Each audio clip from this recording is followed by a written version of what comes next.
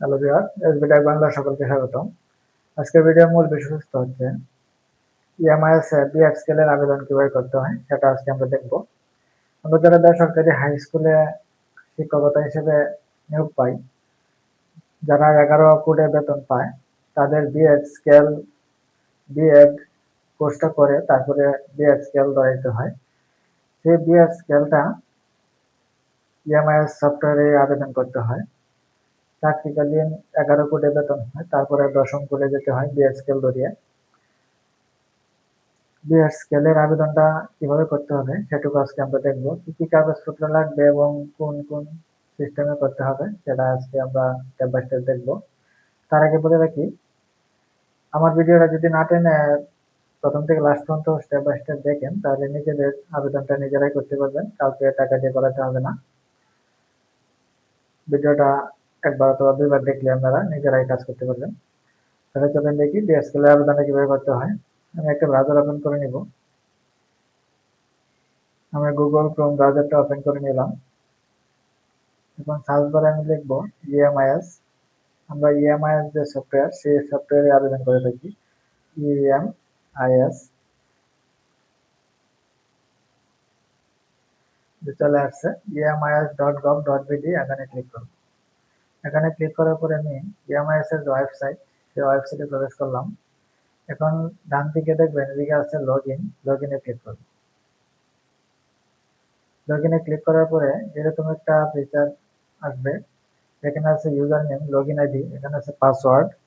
প্রত্যেকটা প্রতিষ্ঠানে আলাদা আলাদা ইউজার আইডি আছে এবং পাসওয়ার্ড আছে। ইউজার আইডি হবে এরকম MP_, তারপরে প্রতিষ্ঠানের নম্বর এবং পাসওয়ার্ড যার যেটা আছে সেটা দিয়ে এখানে সাইন ইন করতে হবে। আমি আমার পাসওয়ার্ড এবং ইউজার আইডি দিয়ে এখানে সাইন ইন করব। সাইন ইন করার পরে এরকম একটা পেজ ওপেন হবে। এখানে আছে HRM, IMS, MPO।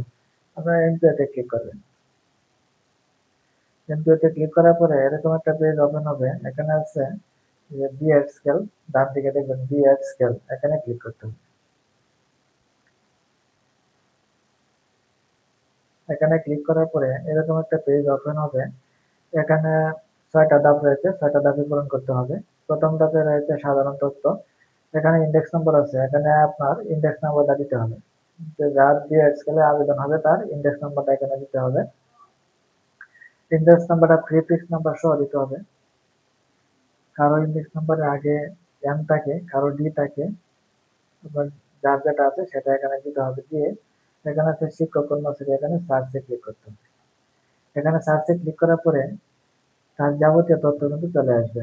আবেদনকারীর নাম, পিতার নাম ইংরেজিতে, মাতার নাম ইংরেজিতে, আবেদনকারীর নাম, সব তথ্য এখানে চলে আসবে।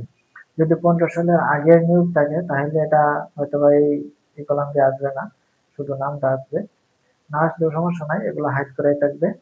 এখানে শুধু লিখতে হবে পিতার নাম বাংলায়, মাতার নাম বাংলায়। আর 15 সালের পরে যারা ইএমআইএস এর সফটওয়্যারের মাধ্যমে আবেদন করছে তাদের সকল তথ্যই চলে আসবে। কোনো না আসলে কোনো টেনশনের কিছু নেই। শুধু এখানে দুইটা ফাঁকা থাকবে, লেখার অপশন থাকবে দুইটাতেই, পিতার নাম বাংলায়, মাতার নাম বাংলায়, দুইটা আপনারা বাংলায় লিখে নেবেন। বাংলায় লিখে নেওয়ার পর প্রথম স্টেপের কাজ শেষ। তখন সেভ এর ড্রাফটে ক্লিক করবেন। সেভ এর ড্রাফটে ক্লিক করলে প্রথম পৃষ্ঠাটা সেভ হয়ে যাবে। যদি সেভ না করে আপনারা কাজ করতে থাকেন তাহলে যদি কারেন্ট চলে যায় অথবা নেটওয়ার্কের সমস্যা থাকে তাহলে কিন্তু আবার নতুন করে কাজ করতে হবে প্রথম স্টেপ থেকে। তো আপনার সেভ এর ড্রাফটে ক্লিক করলে সেভ হয়ে যাবে পেজটা। সেভ এর ড্রাফটে ক্লিক করার পরে ফাইলটা আবার ড্যাশবোর্ড থেকে আনতে হবে। এখানে ড্যাশবোর্ড, এই যে অনলাইন অ্যাপ্লিকেশন ইনবক্স, এখানে ক্লিক করতে হবে। এখানে ক্লিক করার পরে এরকম ভাবে আপনার লিঙ্ক আকারে একটি ফাইল থাকবে। লিঙ্ক আকারে থাকবে। এখানে ওপেনে ক্লিক করতে হবে। এখানে ওপেনে ক্লিক করতে হবে। ওপেনে ক্লিক করলে পেজটা আবার এরকম ভাবে ওপেন হবে। এরকম ভাবে ওপেন হলে প্রথম পেজের কাজ শেষে দ্বিতীয় স্টেপে চলে যাবে। দ্বিতীয় স্টেপে রয়েছে শিক্ষাগত যোগ্যতা। এখানে প্লাস চিহ্ন রয়েছে, প্লাস চিহ্ন ক্লিক করতে হবে। প্লাস চিহ্ন ক্লিক করার পরে এরকম একটা পেজ আসবে। এখানে এসএসসি দিতে হবে। প্রথমে এসএসসি লিখে দিবেন, যে এসএসসি। তারপরে এসএসসি আপনার যে রোল নাম্বারটা, সেই রোল নাম্বারটা দিতে হবে। সেশন শিক্ষাবর্ষটা দিতে হবে। মাসের বছরটা সিলেক্ট করে দিতে হবে। বোর্ড বিশ্ববিদ্যালয় সিলেক্ট করে দিতে হবে, এখানে ক্লিক করলে কিন্তু আসবে, সার্চ আসবে, এখানে সিলেক্ট করে দিতে হবে। ফলাফল প্রকাশের তারিখটা লিখে দিতে হবে, গ্রুপ দিতে হবে, বিজ্ঞান হলে বিজ্ঞান, মানবিক হলে মানবিক, ব্যবসা হলে ব্যবসা, এটা সিলেক্ট করে দিবেন। ফলাফলের ধরন এসএসসি এবং ইন্টারমিডিয়েট পর্যন্ত কিন্তু 5 এর মাধ্যমে রেজাল্ট হয়, আর যদি আপনার বিভাগ থাকে তো বিভাগ সিলেক্ট করতে হবে, আর যদি পয়েন্টে হয় তাহলে আপনার 5 এর মধ্যে হবে। তারপরে আছে গ্রেড, এ গ্রেড হলে এ গ্রেড, বি গ্রেড হলে বি গ্রেড, যদি আপনার বিভাগ থাকে তাহলে দ্বিতীয় শ্রেণী, প্রথম শ্রেণী, এটা সিলেক্ট করে দিবেন।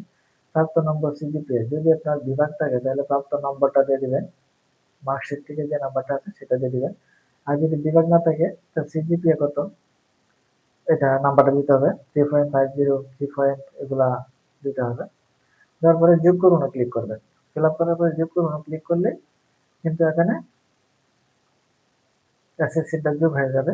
তারপরে আবার ক্লিক করতে হবে, আবার ক্লিক করার পরে আবার কিন্তু সেম পেজটা আসবে, এখানে লিখে দিতে হবে এইচএসসি, এইচএসসি, এইচএসসি দিতে হবে।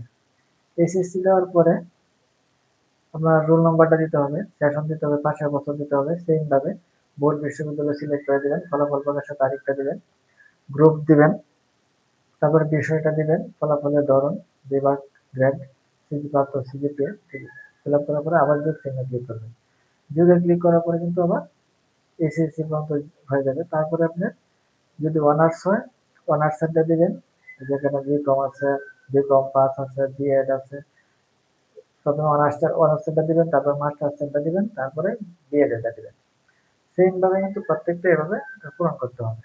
সেম ভাবে সবগুলো শিক্ষক যোগ্যতা একবারে বিএড পর্যন্ত আপনার ফিল আপ করে দিবেন সঠিকভাবে। ফিল আপ করার পরে শিক্ষক যোগ্যতা এই পর্যন্তই, আপনি আবার সেভ এর ডাটা দিয়ে দিবেন, পেজটা সেভ হয়ে যাবে।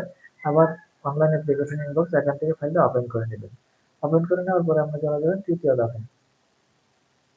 তৃতীয় ধাপে রয়েছে প্রত্যাশিত গ্রেড, যেহেতু আপনার বর্তমানে আছেন 11তম গ্রেডে, আপনি চলে যাবেন 10ম গ্রেডে। 10ম গ্রেডের প্রত্যাশিত গ্রেডের ধাপটা দিবেন, কোন ধাপে আপনার আছে। আপনার যদি 16,000-এর নিচে থাকে তো 16,000 সিলেক্ট করে দিবেন, যদি 16,000 পার হয়ে যায় তো 16,000-এর উপরে যে ধাপটা আছে এখানে মিলাইয়া আপনি সিলেক্ট করে দিবেন। তারপরে পদবি, বিষয়, গ্রেডের ধাপ এগুলো অটোমেটিক আসবে, ইন্ডেক্স নাম্বারটা প্রথম পেজে দিলেই অটোমেটিক আসবে, এখানে কোনো কাজ নেই। স্ক্রল করে একটু নিচে চলে যাবেন, এখানে আছে এসএমসি মানে কমিটির, কমিটি যদি অ্যাডক থাকে অ্যাডক দিবেন, রেগুলার হলে রেগুলার, স্পেশাল হলে স্পেশাল, এবং কমিটির মেয়াদটা দিবেন, শুরুর তারিখটা এবং শেষের তারিখটা, কবে শুরু হয়েছে এবং কবে শেষ হবে আপনার কমিটির মেয়াদটা। তারপর প্রথম এন্ট্রি তারিখটা দিবেন, মানে প্রথম যে এন্ট্রি হয়েছে এন্ট্রি তারিখটা এখানে দিবেন, তারিখটা এলোমেলো থাকলে ঠিক করে দিয়ে দিবেন। প্রতিষ্ঠানের সর্বশেষ স্বীকৃতির মেয়াদ হইতে শুরুর তারিখটা, শেষের তারিখটা দিবেন স্বীকৃতি। তৃতীয় ধাপের কাজ কিন্তু এই পর্যন্তই শেষ। তারপরে সেভ এর রাখতে দিবেন, সেভ হয়ে যাবে। আবার অনলাইন অ্যাপ্লিকেশন ইনবক্স থেকে ফাইলটা ওপেন করবেন, ওপেন করার পরে এরকম ভাবে আবার আসবে, তখন চলে যাবেন চতুর্থ ধাপে।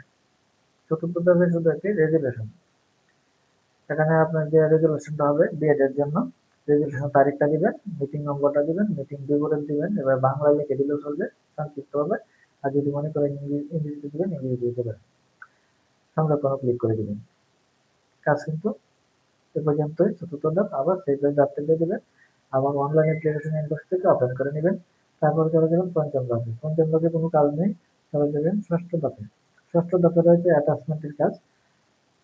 প্রথমেই কিন্তু কাগজগুলো সবগুলো 17 পদের কাগজ লাগবে, সবগুলো কাগজ স্ক্যান করে একটি ফোল্ডারে রাখবেন, এবং ফোল্ডার থেকে আপলোড দিতে হবে, একটা করে আপলোড দিতে হবে। ইনস্টিটিউট হেড ফরওয়ার্ডিং লাগবে, ফিল্ড আপ কারেকশন ফর্ম লাগবে একটি, SSC certificate, SSC certificate, BEd certificate, MS certificate, academic certificate, others. Others যদি দিতে চান দিতে পারবেন, নিবন্ধনের সার্টিফিকেট আর যদি না দেন তাহলে প্রযোজ্য না দিতে পারেন, আর নিবন্ধন সার্টিফিকেট থাকলে আদার্স ছেড়ে দেবেন। বিএড সার্টিফিকেট দিতে হবে, প্রফেশনাল সার্টিফিকেট, এটা হলো পেশাগত সনদ, বিদ্যালয় ফেডে লিখে নেবেন। অ্যাপয়েন্টমেন্ট লেটার, নিয়োগপত্র, জয়েনিং লেটার, যোগদানপত্র, টিচার স্টাফ স্টেটমেন্ট, শিক্ষক বিবরণীটা দিবেন এখানে, related MPO copy, first MPO copy এবং আপনার লাস্ট এমপিও কপিটা দিবেন। Last reposition of institute, last স্বীকৃতিটা দিবেন বিদ্যালয়ের। Approval letter of present SMC, কমিটির কাগজটা দিবেন, রেগুলেশনটা যেটা এটা দিবেন। আদার্স ডকুমেন্ট যদি তাকে দিবেন, না হলে প্রয়োজনীয় একটা প্যাডের কাগজে প্রয়োজনীয় লিখে এখানে দিয়ে দিবেন। আপলোড করার নিয়ম হলে এখানে যে হ্যান্ড ফরওয়ার্ডিং আছে এখানে ক্লিক করবেন। এখানে ক্লিক করার পরে কিন্তু ফাইল নির্বাচন করুন চাইলে। এই ফাইল নির্বাচন করুন ক্লিক করলে ফোল্ডারটা কোথায় আছে আমার দেখায় দিতে হবে। ফোল্ডার থেকে আপলোড দিতে হবে, ওপেনে ক্লিক করতে হবে।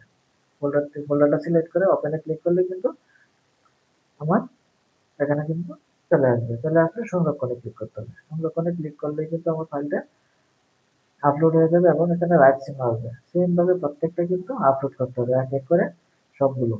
এখানে বলে রাখি, একের অধিক যদি কাগজ থাকে তাহলে পিডিএফ করতে হবে। পিডিএফ কিভাবে করতে হবে আমার চ্যানেলে ভিডিও দেওয়া আছে, যদি না পারেন পিডিএফটা দেখে নেবেন। একের অধিক কাগজ থাকলে আপনারা পিডিএফ করে নেবেন, আর যদি একটি কাগজ থাকে তাহলে জেপিজি আকারে দিতে পারবেন, আবার পিডিএফ করেও দিতে পারবেন, কোনো সমস্যা হবে না। স্টেপ বাই স্টেপ সবটুকু আপলোড করার পরে প্রথম থেকে লাস্ট পর্যন্ত আপনারা ভালোভাবে চেক করে দেখবেন কোনো ভুল ত্রুটি আছে কিনা। যদি ভুল ত্রুটি না থাকে এখানে একটা মন্তব্য লিখতে হবে। সাবমিট করার আগে এখানে একটা মন্তব্য লিখবেন যে আমার জানার মতো সকল তথ্য সঠিক আছে এবং সংযুক্তগুলি যথাযথভাবে আপলোড করা হয়েছে, এরকম একটা লিখে আপনার মতো করে লিখতে পারবেন। লিখে আপনারা সাবমিট করে দেবেন। আর কোনো কাজ নেই, এখানে সাবমিটে ক্লিক করে দিবেন। সাবমিটে ক্লিক করে দেওয়ার পরে কিন্তু আপনার ফাইলটা চলে যাবে উপজেলায়। উপজেলায় ফাইলটা চলে গেলে আপনি ফাইলটা কোথায় দেখতে পারবেন, ইনবক্সে কিন্তু পাবেন না। ইনবক্সে সেভ আকারে থাকে, এখানে সেন্ড হওয়ার পরে চলে যাবে অ্যাপ্লিকেশন লিস্টে। অ্যাপ্লিকেশন লিস্টে যদি ক্লিক করেন এখানে একটা সার্চ আসবে, আপনার কিন্তু যতগুলো ফাইল সাবমিট হয়েছে সবগুলো কিন্তু এখানে দেখাবে, আপনারটা সবচেয়ে নিচে আপনারটা দেখাবে। এভাবে কিন্তু আপনি দেখতে পারবেন। উপজেলাতে সেন্ড করলে আপনি দেখতে পারবেন, তারপরে ডিস্ট্রিক্ট থেকে সেন্ড করলেও দেখতে পারবেন, এবং যখন ফাইলটা কনফার্ম হবে ডান হবে এটাও দেখতে পারবেন অ্যাপ্রুভ হওয়ার পরে। তাহলে ভিউয়ার্স আজকে ভিডিওটা পর্যন্ত ছিল। এমআইএস এ বিএসকেল এর আবেদন কিভাবে করতে হয় স্টেপ বাই স্টেপ সবটুকু দেখিয়েছি। আপনারা যদি আমার ভিডিওটা একবার দেখেন অথবা কারো যদি কোনো সমস্যা থাকে দুইবার দেখবেন। একবার দেখলে আমি আশা করি আপনারা কাজ করতে পারবেন, নিজেদের বিএসকেল এর আবেদনটা নিজেরাই করতে পারবেন। তারপরে যদি কোনো জায়গায় আটকে যান, কোনো সমস্যা থাকে আমাকে ইনবক্সে জানাবেন, আমি সমাধান করার অবশ্যই চেষ্টা করব। কোনো সমস্যা হবে না আশা করি, নিজেদের কাজ নিজেরাই করতে পারবেন, কোনো সমস্যা হবে না। আমার চ্যানেলে যদি নতুন না থাকেন চ্যানেলটা সাবস্ক্রাইব করে রাখবেন এবং বেল আইকনটা অন করে রাখবেন যাতে ভিডিও আপলোডের সাথে সাথে নোটিফিকেশন পেয়ে যান। ওকে, থ্যাংক ইউ, ধন্যবাদ।